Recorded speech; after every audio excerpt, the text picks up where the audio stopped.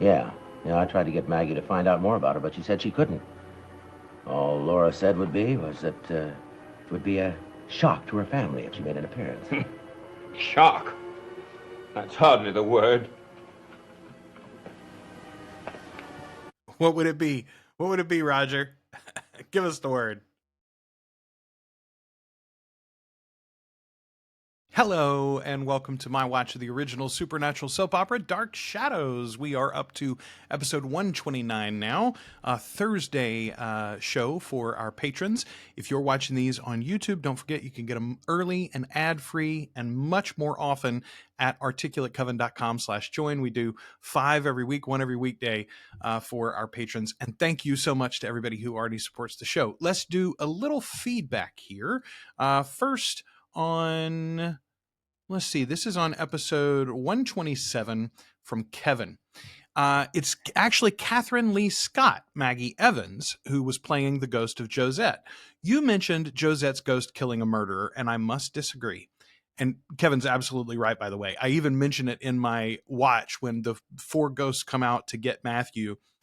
I'd say Josette's not even among them. Is it? None of those are Josette. And then I'm also very confused. I was very confused by... I thought that there were 3 widows and they are searching for a 4th woman to die at Widow's Hill. And there are 4 ghosts there, but Josette isn't one of them. Josette Collins isn't one of the widows. I'm very confused on that whole thing. My guess is we are in the part of the show where we're going to learn a lot more about that. Kevin says, I don't think Josette's ghost killed Matthew. She wasn't among the ghosts of the 4 widows who I think were summoned by Bill Malloy's ghost to scare Matthew to death. All Josette's ghost did was watch over and console Vicky. It was those bitter, angry, mournful, miserable widows who took the life of Matthew Morgan. And you're 100% right, Kevin. Obviously, you, I think, know a lot more about where the show's going to go, though. So sometimes I think you do have a better glimpse into things. All right, there is our feedback for this episode. Let's get in to episode 129 of Dark Shadows. I've got plenty of reason to remember what she looked like. But I haven't heard from her since Phoenix. What would she be doing back in Collinsport? I don't know. The one thing I do know is she's the last person in this world that I ever expected to see again. Or hope to see again.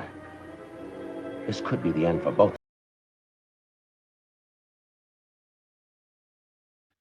Good cold open. First of all, I like that it didn't replay the events of the end of the last episode where Sam tells him. It extended the events of the end of the last episode. I like that a lot. More of that, please. I've had enough of that, even for you. No, I haven't started. If I'm drowned, I'd like to drown in a sea of blood. Okay, I'm not going to leave much of this in the edit for you all if it continues to show up, but I did want to leave that in. Boy, howdy. We know a lot of these episodes have problems.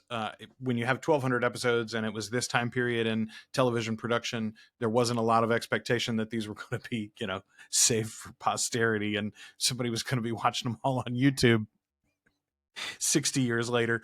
But boy, that's some of the worst artifacting of some kind that we've seen. That seems to me digital, but it seemed like, I don't know, maybe it was a digital artifacting that came from a bad source. I don't know. Hope there's not more of that. I'm a fool to listen to you. You're a fool if you're not. You're in bigger trouble than I am. I wasn't driving that car. Be quiet, you idiot. Someone may overhear you. Soon it'll be common knowledge. If Laura decides to make it so. I mean, after all, Laura has the deciding hand, or have you forgotten?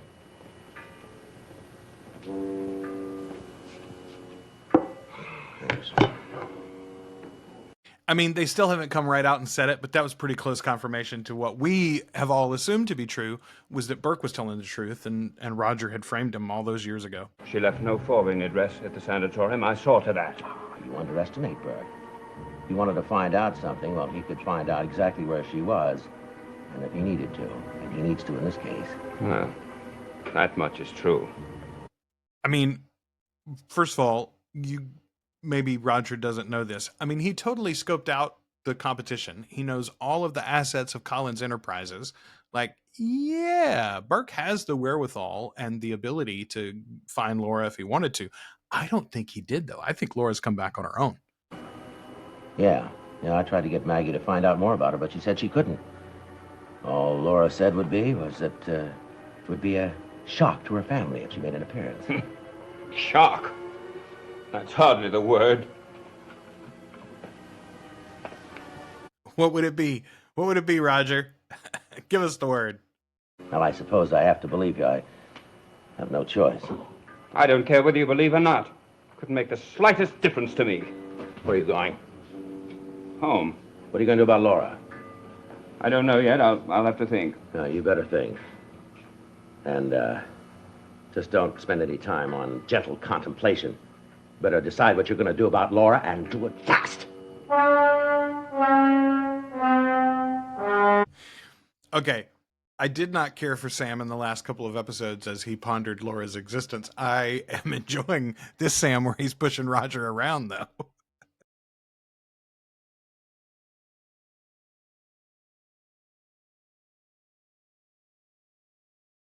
Hey, our old detective's still sitting there at the bar.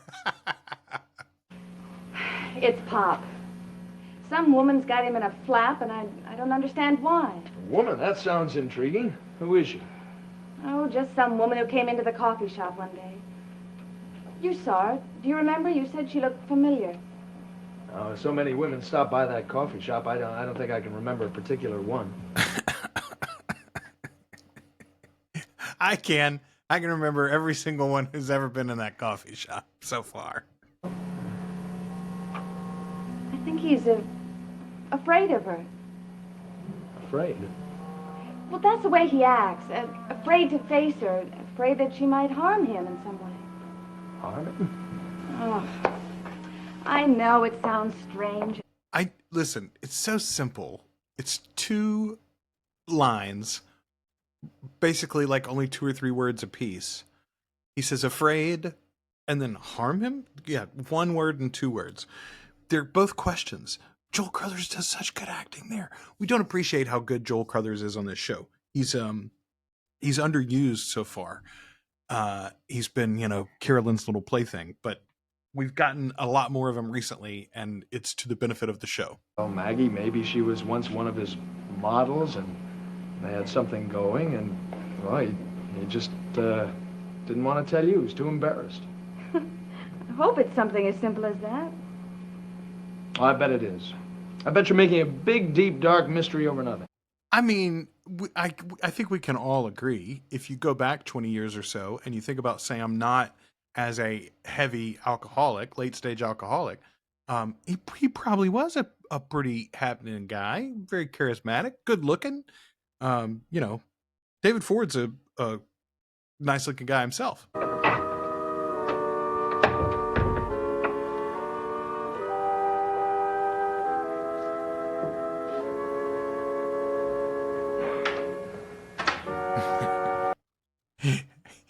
I was just thinking about this doorway.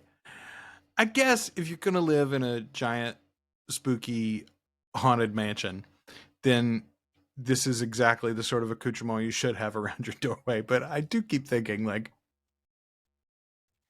plants? Maybe a fern? Something?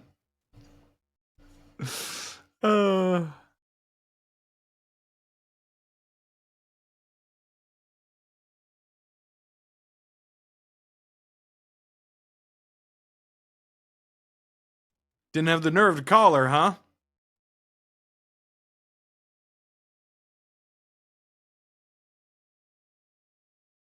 Do have the nerve to pour that bottle, though. Evan says that we're going to have a visitor. Someone that neither you nor I ever expected to see again. Lara is back. Dramatic head turn. Yeah. That's like 3 dramatic head turns that Laura's arrival has already given us. This is fantastic. Or maybe it's not money at all. After she left the sanatorium, she didn't make too many financial demands on the family. Do you think she wants to see David? I suppose that's a possibility. Well, I'd rather she didn't. I suppose that's a possibility. You, like, the mother of your child, you suppose it's a possibility that she might want to see her son? Also, some of us think it's still not your son. Why, you're afraid of Laura, aren't you? Afraid of my own wife? Yes, you always have been. I've always sensed it. Why should I be afraid of Laura? That's what I'd like to know. Oh, you're not making any sense, Liz. Should make perfect sense.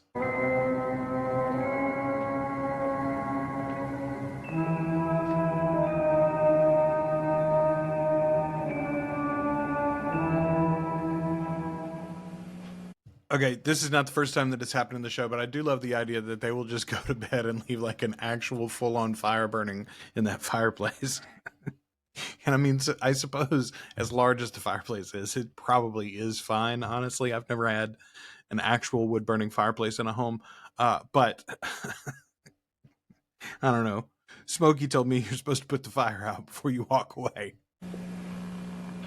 Tell me some more about your boat, Joe. Maggie, I have a feeling your mind isn't on boats. It's still with your father and his mysterious lady friend. I'm trying not to think about it, Joe. You're probably right. I'm probably just being silly. Man, Sam hadn't walked in. I was just about to tell y'all. I know just the thing y'all could do to take your mind off of Sam. Well, I'll see you in the morning.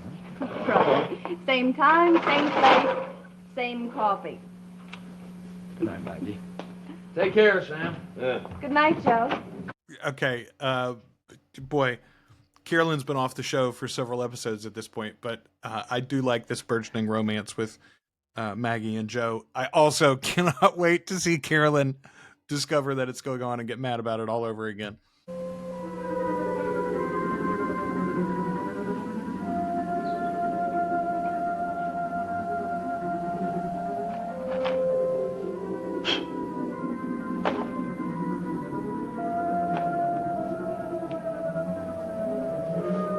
Is going to paint a phoenix, huh?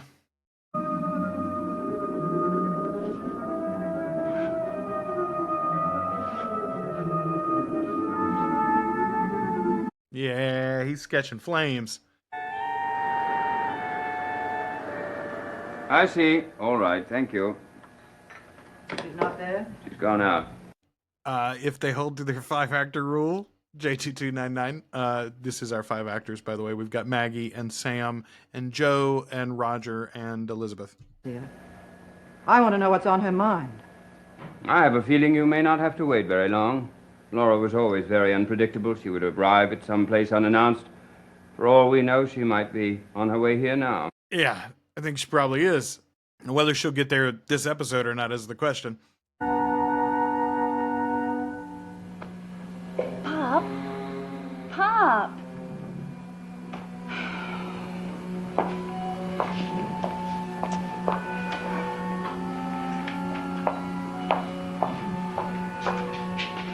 That's hard sleeping right there.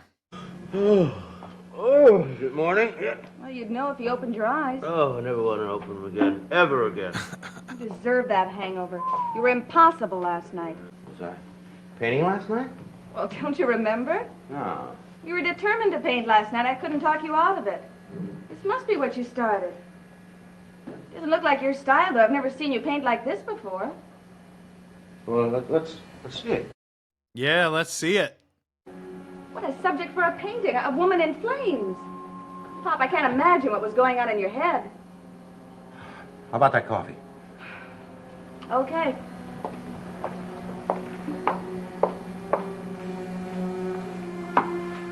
Come on, show us the painting.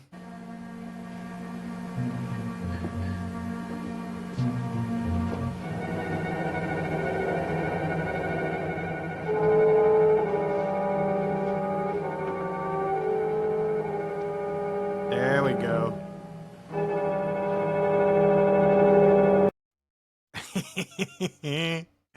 Oh, that's a good one.